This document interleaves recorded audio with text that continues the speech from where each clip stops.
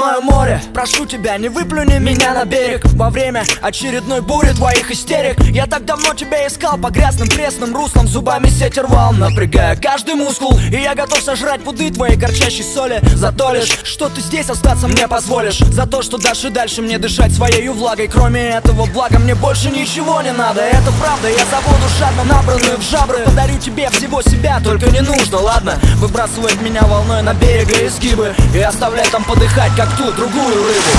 Чистый воздух, как едкий дым, совершенно непригоден для дыхания. Рыбы не живут без воды и не ищут почвы под плавниками. Рыбы не умеют ходить и летать не умеют тоже. Рыбу очень просто убить, лишив того, без чего она не может.